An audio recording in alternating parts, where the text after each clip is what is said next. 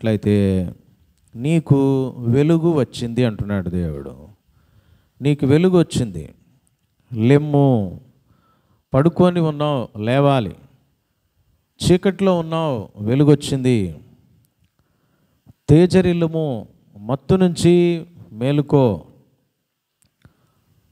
లోక సంబంధమైనటువంటి వాటితో నీ జీవితాన్ని తృప్తిపరచుకుంటూ ఇదే గొప్ప జీవితం అనుకుంటున్నావు, కానీ యెహోవా మహిమ నీ మీద ఉదయించింది అనే మాట ప్రభు తెలియపరుస్తున్నాడు. ప్రియులారా, ఈ యొక్క లేఖన భాగాన్ని మనం అర్థం చేసుకున్నప్పుడు మనం తెలుసుకునేటువంటి ప్రాముఖ్యమైన విషయం ఏమిటి అన్నట్లయితే, నేను చీకటి అయి ఉన్నాను, నన్ను ప్రభు అయినటువంటి యేసయ్య వెలిగించాడు.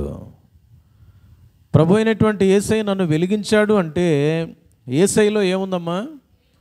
యేసయ్యలో వెలుగు ఉన్నది. యేసయ్య యొక్క వెలుగు, యేసయ్య యొక్క మహిమ నా మీద ఆయన ప్రకాశింపజేశాడు, నన్ను ఉదయింపజేశాడు, నాకు వెలుగునిచ్చి వెలిగింపజేశాడు. ప్రియులరా, ఆరిపోయిన నా జీవితం, చీకటి అయిన నా జీవితాన్ని ప్రభువు వెలిగించినటువంటి వెలుగై ఉన్నటువంటి దేవుడు. అందుకనే మనం గమనిస్తే మనం యోహాను సువార్త 8వ అధ్యాయం 12వ వచనంలో అద్భుతమైనటువంటి మాట రాయబడి ఉంది. యోహాను సువార్త 8వ అధ్యాయం 12వ వచనం చదవండి ఎవరైనా. నేను లోకమునకు వెలుగును, నన్ను వెంబడించువాడు చీకటిలో నడవక జీవపు వెలుగు కలిగి ఉండును. ప్రియులరా, చీకటిలో ఉన్నాం, మనం మరణంలో ఉన్నాం, పాపంలో ఉన్నాం. అయితే వెలుగై ఉన్నటువంటి దేవుడు, నీవు నేను అనుకోవచ్చు, మనకు కనిపించే ఈ వెలుతురుని వెలుగు అనుకుంటున్నాం, లైట్ల ద్వారా వచ్చేటువంటి కాంతిని వెలుగు అనుకుంటున్నాం, సూర్య చంద్ర నక్షత్రాదుల ద్వారా వచ్చేటువంటి వెలుగుని వెలుగు అనుకుంటున్నాం. వీటన్నిటినీ వెలిగించినటువంటి వాడు మనకు వెలుగై ఉన్నటువంటి దేవుడు. ఆయన సూర్యుడిని వెలిగించింది ఆయనే, సూర్యుడిని తయారు చేసింది ఆయనే, వెలుతుర్ని సృజించింది దేవుడే. కాబట్టి ప్రియులరా, వెలుగు యొక్క సృష్టికర్త వెలుగై ఉన్నాడు సాక్షాత్తు. He himself is the light. ఆయనంతటకు ఆయనయే వెలుగై ఉన్నాడు. దేవుడు వెలుగై ఉన్నాడు.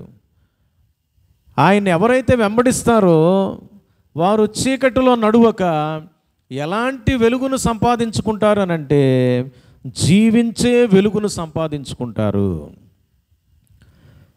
ప్రియులరా, చనిపోయే వెలుగు కాదండి, జీవించే వెలుగు. జీవించే వెలుగుని మనం సంపాదించుకుందాం యేసుక్రీస్తు ప్రభు వారి ద్వారా. ఎవరైతే యేసు ప్రభు నామమందు విశ్వాసం ఉంచుతారో వారందరి యొక్క జీవితాలకు వెలుగు వచ్చింది అని అంటున్నాడు. లెమ్ము అంటున్నాడు. ఇక నిద్రను వదులు, మత్తును వదులు, ఏమండి, సోమర్తనాన్ని వదులు. యేసయ్య యొక్క వెలుగు ఎప్పుడైతే నీ మీద నా మీద ప్రకాశించిందో, ఉదయించిందో, మన జీవితాలు వెలుగులోనికి వచ్చేసినాయి. మన జీవితాలు ఇక చనిపోయేటువంటి చావు వాసనకు కాదు కానీ, మరణపు వాసనగా కాదు కానీ, మన యొక్క జీవితాలు జీవపు వాసనగా ప్రభువు చేసేసాడు. కారణం, ఆయన వెలుగై ఉన్నాడు కనుక తన వెలుగుతో మనలను వెలిగించినటువంటి దేవుడిగా మనకు కనిపిస్తూ ఉన్నాడు. ఈ రోజున దేవుని మందిరంలో కూర్చున్నటువంటి నీవు నేను మనందరం కూడా ఒకటే మాట మన హృదయంలో తలంచుకోవాలి. నేను చీకటి అయి ఉన్నాను, నేను మరణమై ఉన్నాను, నేను భయంకరమైనటువంటి మత్తులో ఉన్నాను. అట్టి మత్తు బ్రతుకు నుంచి, అట్టి నిద్ర నుంచి, అట్టి సోమర్తనం నుంచి, అట్టి పాపము నుంచి, అట్టి మరణపు వాసన నుంచి నా జీవితాన్ని వెలిగించినటువంటి వెలుగై ఉన్నటువంటి గొప్ప దేవుడు మన ప్రభు అయినటువంటి యేసుక్రీస్తు వారు. ఈ రోజున దేవుని మందిరంలో నేను కూర్చొని ఆయన మాటలు వినగలుగుతున్నానని అంటే, జీవపు మాటలు వినగలిగేటువంటి ఆ స్థితిలో నన్ను పెట్టాడు ప్రభు. దీనికి కారణం యేసుక్రీస్తు వారే. ఒకప్పుడు చీకటిగా ఉన్నప్పుడు చీకటి మాటలు ఆలకించాను, ఒకప్పుడు లోకంలో ఉన్నప్పుడు లోకపు నటనను అనుసరించడానికి ఇష్టపడ్డాను. ఆ ముసలమ్మ ముచ్చట్లే నాకు సంతోషం అనిపించింది. అయితే ఈ రోజున ప్రభు ఏం చేశాడమ్మా? మన జీవితాల్ని వెలిగించాడు. ఆయన మన యొక్క జీవితాన్ని వెలిగింపజేసి జీవించి వెలుగుగా చేసినటువంటి ప్రభువుగా మనకు కనిపిస్తూ ఉన్నాడు. అంతేకాకుండా ప్రియులారా, యెషయా గ్రంథం 6వ అధ్యాయం 2-3 వచనాలు గమనించినట్లయితే అద్భుతమైన మాటలు అసలు ఈ అధ్యాయం అంతా మనకు కనిపిస్తాయి. చూడుము, భూమిని చీకటి కమ్ముచున్నది, కటిక చీకటి జలములను కమ్ముచున్నది. యెహోవా నీ మీద ఉదయించుచున్నాడు, ఆయన మహిమ నీ మీద కనబడుచున్నది. 3వ వచనం, జనములు నీ వెలుగునకు వచ్చెదరు, రాజులు నీ ఉదయకాంతికి వచ్చేదరు.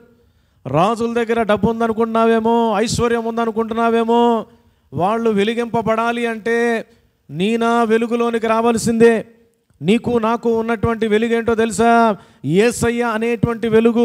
యేసయ్యను తెలుసుకోలేకుండా వాళ్ళు యొక్క జీవితాలు వెలిగింపబడలేవు. అనగా నీ దగ్గరికి నా దగ్గరికి రావాల్సింది. అంటే రాజుల కంటే శ్రేష్టమైనటువంటి స్థితిలో అనేక మంది పెద్దలు సైతం నీ దగ్గరికి వచ్చి మోకరిల్లేటువంటి స్థితిలో నీ నా జీవితాన్ని వెలిగించినటువంటి వెలుగై ఉన్నటువంటి ప్రభు. ప్రియులారా, ఎంత గొప్ప ధన్యతను నీకు నాకు అనుగ్రహించినటువంటి వాడుగా ఉంటున్నాడు మన ప్రభు. మనకి ఇక్కడ తెలియపరచబడతా ఉంది. జనములు నీ వెలుగునకు వచ్చేదరు, జనములు నీ వెలుగునకు వచ్చేదరు. ఏంటండి ఈ యొక్క వెలుగు? ప్రియులారా, యేసు ప్రభువుని నమ్మడం మూలంగా ఆయన యొక్క రక్తములో మన జీవితంలో ఉన్నటువంటి పాపం అనేటువంటి చీకటి పారద్రోలబడింది. పాపం ఉన్నంత వరకు కూడా పైకి మనం ఎంత ముస్తాబైనా, పైకి మనం ఎన్ని లోక సంబంధమైన లైట్లు ఫోకస్ చేసుకొని నల్లగా ఉన్నవాళ్ళు తెల్లగా ఉన్నవాళ్ళు మరింత తెల్లగా కనిపించటానికి లోకానికి ఎంత ప్రయత్నం చేసినా మరి లోక సంబంధంగా సక్సెస్ అయ్యామేమో కానీ జనములు మన యొక్క వెలుగుకు వచ్చేటట్లుగా, రాజులు మన యొక్క కాంతి దగ్గరకు వచ్చేటట్లుగా ప్రభువు చేయడానికి గల కారణం ఏంటి అన్నట్లయితే, ప్రజలు తమ యొక్క జీవితాల్లో ఉన్నటువంటి చెడుని, పాపాన్ని వాళ్ళు గుర్తించాలి అన్నట్లయితే నీ నా వెలుగు దగ్గరకు రావాల్సిందే. ఎందుకంటే మనలో చీకటి ఉన్నంతకాలం మనం ఇతరులకు మరి వెలుగుని ఇవ్వలేం. వాళ్ళ యొక్క జీవితాల్లో ఉన్నటువంటి బలహీనతలను, తప్పులను చూపించలేం. అర్థమైందండి? ఒక అద్దం ఉంది, ఆ అద్దంలో చూస్తే మన ప్రతిబింబం కనిపిస్తుంది. ఆ అద్దానికి మొత్తంగా అలికేసేసారు, ఏదైనా ఒక నల్ల రంగునో మురికినో అద్దేశారు. ఆ అద్దం పనిచేస్తుందా? పనిచేయదు. నీ నా జీవితాలు కూడా మురికి పట్టిపోయినా, పాడుపట్టిపోయినా, పాపంతో నింపబడిపోయినటువంటి అద్దాలుగా ఉన్నాయి. అయితే ప్రభు ఏం చేశాడో తెలుసా? ఆ పాపం అంతటిని తొలగించి ముందు మనలను వెలిగింపజేశాడు. ఇప్పుడు ఈ వెలుగు ఎలాంటిదంటే ఒక అద్దం లాంటిదన్నమాట. ఆ అద్దంలో దగ్గరికి ఏ వ్యక్తి అయితే వచ్చి నిలబడతాడో, ఏమండి అద్దం చేసే పని ఏంటో తెలుసా? మనం ఎదురుగా నిలబడితే మన ముఖం మీద కానీ, ఏమండి తెల్లంటికలు ఎక్కడున్నాయి, ముఖం మీద మచ్చలు ఎక్కడున్నాయి, షర్టు బాగుందా లేదా, మనం వేసుకున్న డ్రెస్ బాగుందా లేదా, ఏమండి ఆభరణాలన్నీ కరెక్ట్గా ఉన్నాయా, మ్యాచ్ అవుతున్నాయా లేదా, ఏం చేస్తాం? మన కాళ్ళతో ఇట్లా చూసుకోలేం. అర్థమైందండి? ఎదుటి వ్యక్తి అన్నా చెప్పాలా, అద్దం ముందు కన్నా ఖచ్చితంగా వెళ్ళి మనల్ని మనం చూసుకుంటూ ఉంటాం. ప్రియులారా, జనములు మన యొక్క వెలుగుకు వచ్చేటట్టుగా చేశాడంట. అంటే అనేక మంది ప్రజలు తమ జీవితాల్లో ఉన్నటువంటి తప్పిదాలు, పాపాలు, చెడ్డ మాటలు వాళ్ళు తెలుసుకోవాలి అంటే నువ్వు వెలుగుగా ఉంటేనే వాళ్ళకి అర్థం అవుతుంది. నువ్వే బూతులు మాట్లాడుతుంటే, నువ్వే చెడ్డ బ్రతుకులో ఉంటే ప్రియులరా, నీవు ఇతరులకు వెలుగు కాదు కదా, నీ యొక్క జీవితమే మరి శాప కారణంగా తయారైపోతుంది. ఈరోజున ప్రభు తన మందిరంలో మనల్ని కూర్చోబెట్టాడు. ప్రియులరా, మనల్ని మొట్టమొదటిగా వెలిగింపజేసి కూర్చోబెట్టాడు. రెండోది ఏంటి తెలుసా? అనేక మంది మన యొక్క వెలుగుకు వచ్చేటట్లుగా మనల్ని మాదిరికరమైన స్థితిలో వెలిగించినటువంటి మన ప్రభు. ఆ వెలుగు ఏంటి అన్నట్లయితే పాపాన్ని పోగొట్టినటువంటి వెలుగు, మరణాన్ని పోగొట్టినటువంటి జీవపు వెలుగుగా నిన్ను నన్ను చేసినటువంటి ప్రభువుగా తెలియపరచబడతా ఉంది. అంతేకాదు అనేక ఆశీర్వాదాలు యెషయా గ్రంథం 60వ అధ్యాయంలో మనకు తెలియపరచబడతా ఉంది. ప్రియులారా చూడండి, మరి 4-5 వచనాల్లో ఏమంటున్నాడండి? వీరందరూ కూడుకొని యొద్దకు వచ్చున్నారు, నీ కుమారులు దూరం నుండి వస్తున్నారంట, కుమార్తెలు చంకనెత్తబడి వస్తున్నారంట. 5వ వచనం, నీవు చూచి ప్రకాశింతువు, నీ గుండె కొట్టుకొని ఉప్పొంగును, సముద్ర వ్యాపారము నీ వైపు త్రిప్పబడును, జనముల ఐశ్వర్యము నీ యొద్దకు వచ్చును. ఏమండి, సముద్ర వ్యాపారం మన వైపు త్రెప్పబడుతుందంట. ఎప్పుడైతే మనం చీకటిగా ఉన్నటువంటి మన యొక్క జీవితాలు దేవుని యొక్క వెలుగులోనికి వచ్చి వెలిగింపబడతామో అప్పుడు ఆశీర్వాదాలు మన వెంట రావడానికి ప్రభు ఆజ్ఞాపిస్తాడని వాక్యం ద్వారా ప్రభు సెలవిస్తూ ఉన్నాడు. ప్రియమైనటువంటి వాళ్ళరా, జనముల ఐశ్వర్యాలు మన యొద్దకు వచ్చేటట్లుగా చేసే దేవుడిగా ఉంటా ఉన్నాడు. అంతేకాదండి, 6వ వచనాన్ని గమనిస్తే చివరిలో తెలియపరచబడతా ఉంది, వారందరూ షేబ నుండి వచ్చెదరు, బంగారమును ధూపద్రవ్యమును తీసుకొని వచ్చెదరు, యెహోవా స్తోత్రములను. మన దగ్గరికి వచ్చినప్పుడు అరే ఇంతగా వెలిగింపబడిన జీవితాలే మిగతా వాళ్ళతో పోలిస్తే వీళ్ళ యొక్క జీవితాలు ప్రత్యేకంగా ఉన్నాయే అనేటువంటి విషయాన్ని బట్టి వీళ్ళను ప్రత్యేకపరిచినటువంటి దేవునికి స్తోత్ర గీతాలు ఆలపిస్తారట. ప్రజలు ప్రభువుని స్తుతించి మహిమపరిచేటువంటి ఒక గొప్ప వెలుగుగా మన ప్రభువు మనల్ని ఈ రోజున చేసి పెట్టాడు ప్రియులరా. అంతేకాదండి, మనం గనక గమనిస్తూ ఉన్నట్లయితే 7వ వచనంలో, నీ కొరకు కేదారు గొర్రెల మందలన్నీయు కూడుకొనును, నెబాయోతు పొటేళ్ళు నీ పరిచర్యకు ఉపయోగములగును. నీవు నేను అనుకోవచ్చు, అయ్యో మరి దేవుని కోసం మా జీవితాలు అప్పగించుకున్నామే, దేవుని కోసం సేవ చేస్తున్నామే, దేవుని కోసం ముందుకు వెళుతున్నామే, పాపాన్ని ఇప్పుడు వదిలేసాం, అబద్ధాలు వదిలేసాం, అబద్ధ బ్రతుకుతో మోసం బ్రతుకుతో ఎంతో సంపాదించి పెట్టాం, ఇప్పుడు యేసయ్య నమ్మిన తర్వాత పాపం చేయటానికి మోసం చేయటానికి అబద్ధాలు ఆడటానికి మనసు రావట్లేదే, ఎలా నా యొక్క జీవితం నా కుటుంబం నా బిడ్డలు ఎలా ఉండాలి అని అన్నట్లయితే ప్రభు అంటున్నాడు, ఏమన్నాడు తెలుసండి, నీ కొరకు కేదారు గొర్రె మందలన్నీ కూడుకొని దగ్గరికి వచ్చేట్టు చేస్తాడట. పొట్టేళ్ళు, నెబాయోతు పొట్టేళ్ళు నీ పరిచర్యకు ఉపయోగంలోను. ప్రభు తీరుస్తాడు. నువ్వు మనుషుల యొక్క శక్తి సామర్థ్యాల మీద కాదు, ప్రభు యొక్క శక్తి సామర్థ్యాలతో ఆయన మన ముందున్నటువంటి పరిచర్యను ఆయన జరిగించేటువంటి దేవుడుగా ఉంటున్నట్లుగా, అనగా మన యొక్క అవసరతలు తీర్చే దేవుడుగా ఉంటున్నట్లుగా చూస్తున్నాం. ఆయన మన యొక్క జీవితాలని వెలిగించడమే కాదు, అనేక మంది ఆ యొక్క వెలుగులోనికి వచ్చేటట్లుగా చేయడమే కాదు, మన యొక్క జీవితాలకు అవసరమైన అవసరతలన్నీ కూడా తీర్చే దేవుడుగా ఉన్నాడండి ప్రియులారా. ఫిలిప్పీ పత్రికలో ప్రభు అంటున్నాడు, ఆయన తన మహిమలో మన యొక్క ప్రతి అవసరమును ఏం చేస్తా అంటండి, తీర్చే దేవుడుగా ఉన్నాడు. ఆయన తీర్చకపోతే ఈరోజు నేను కూర్చుని ఉండేవాడివా? ఆయన మన అవసరతలు తీర్చి కరోనా నుంచి, అనేకమైన రోగాల నుంచి, ఇబ్బందుల నుంచి, ఇరుకుల నుంచి, అనేక ఆపరేషన్ల గుండా, అనేక సమస్యల గుండా నీవు నేను వెళ్ళినప్పుడు, ఆయా ప్రదేశాల్లో ప్రయాణమై వస్తున్నప్పుడు ప్రియులారా, అనేక యాక్సిడెంట్స్ నుంచి కూడా ప్రభు నిన్ను కాపాడలేదా? ఏమండి, కాలో చెయ్యో ముక్కో మూతో కాదు, నీ ప్రాణం పోకుండా కాపాడింది నువ్వు అనుకుంటున్నావా? దేవుడు కాదా? నీ అవసరతలు ఆయన తీరుస్తున్నాడు అనేటువంటి సత్యాన్ని నీవు గమనించాలి. 121వ కీర్తనలో ప్రభు అంటున్నాడు, పగల ఎండ దెబ్బైన రాత్రి ఎన్నెల దెబ్బైన నీకు తగులుదంటున్నాడు.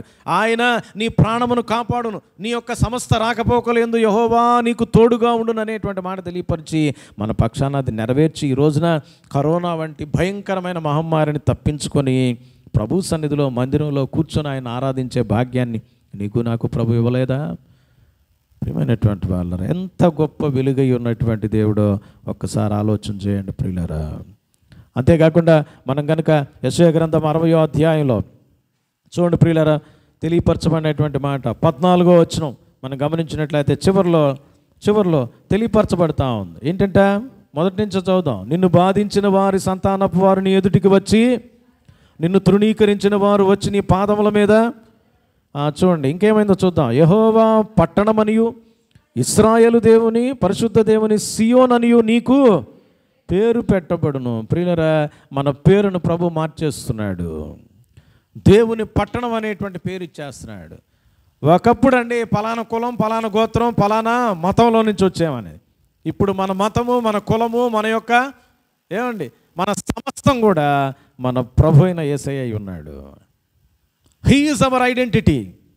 ఆయనే మన యొక్క గుర్తింపు, ఆయనే మన దేవుడు.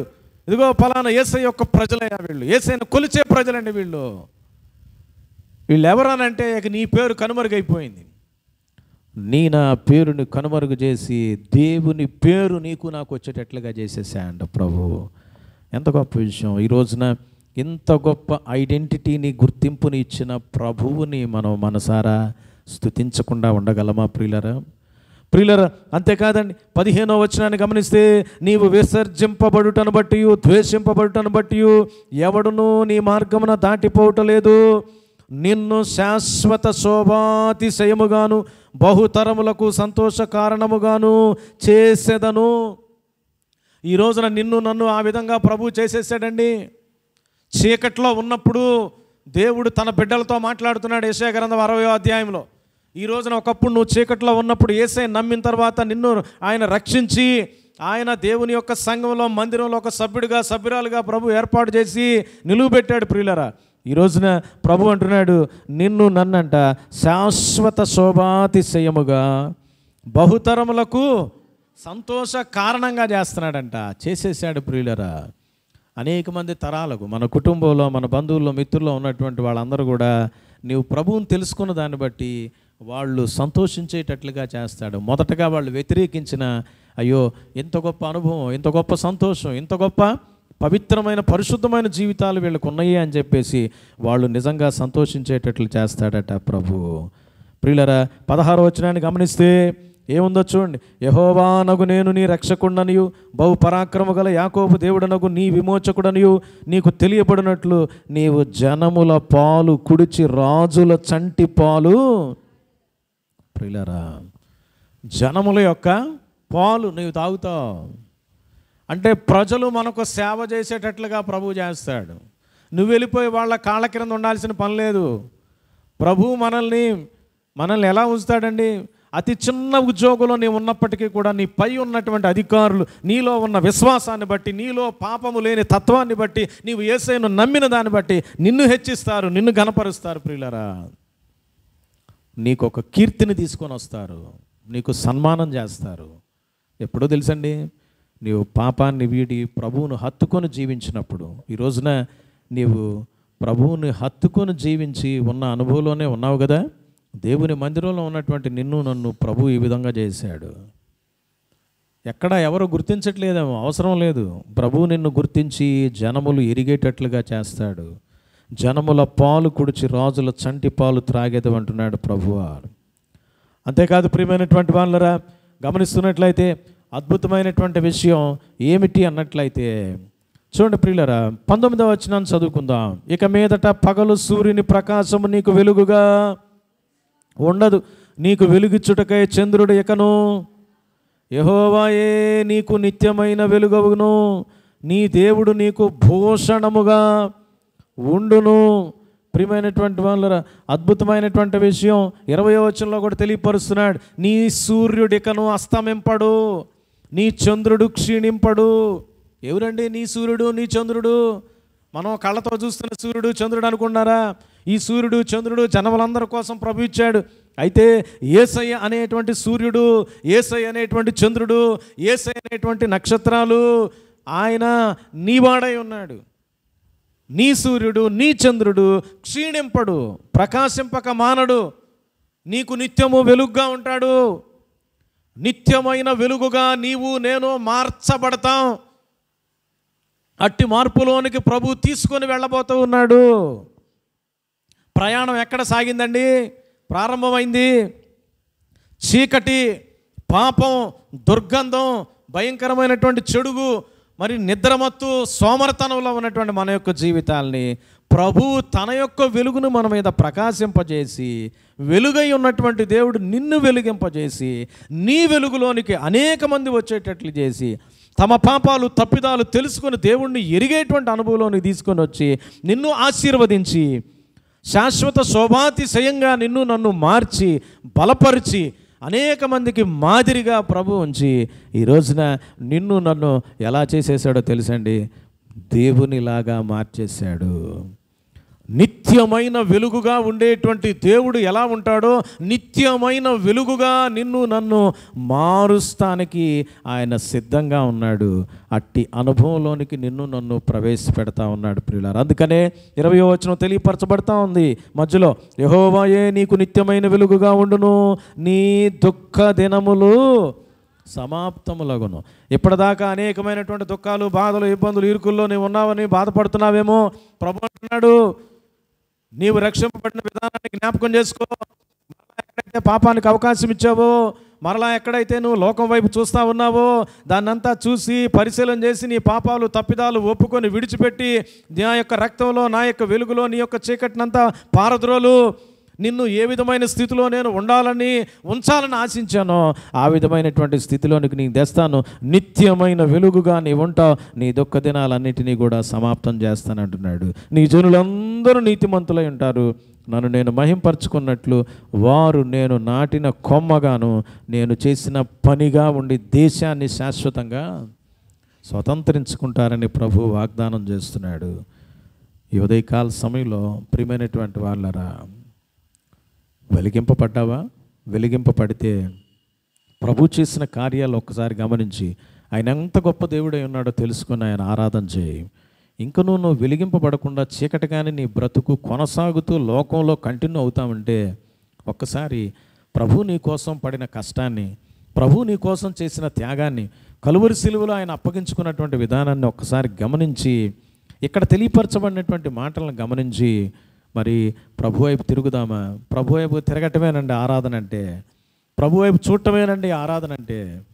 ప్రియులరా, ప్రభువును ప్రభువుగా గుర్తించటమే ఆరాధన అంటే. నీవు ఇంకా పాపంలోనే ఉంటే నీవు చెప్పే మాటలు కానీ నువ్వు చేసే స్తుతి ఆరాధన కానీ ప్రభు అంగీకరించడు. నువ్వు నీ పాపాన్ని వీడి ప్రభు కోసం ఒక నిర్ణయం తీసుకుంటే అదే నిజమైన ఆరాధన, అదే నిజమైన భక్తి, అదే నిజమైన జీవితం, అదే ప్రభు నీ నుంచి నా నుంచి కోరేది. అట్టి వెలుగుమయంగా చేసినటువంటి వెలుగై ఉన్నటువంటి దేవుణ్ణి, నిత్యమైన వెలుగుగా మనలను రూపాంతరపరుస్తున్నటువంటి నిత్య వెలుగైనటువంటి యేసయ్యను, మన యొక్క దుఃఖ దినాలన్నింటినీ కూడా సమాప్తమయ్యేటట్లు చేయగల సామర్థ్యం కలిగినటువంటి దేవుడైన యేసయ్యను, శాశ్వత శోభాతిశయమానంగా మార్చినటువంటి ప్రభువును మనసారా హృదయానుసారంగా స్తుతించి మహింపరిచి గణపరిచి ఆరాధన చేద్దాం. తల్ల వంచుదాం, మోకరిస్తాం. ప్రియమైనటువంటి వాళ్ళరా, ఒక్క క్షణం మనల్ని మనం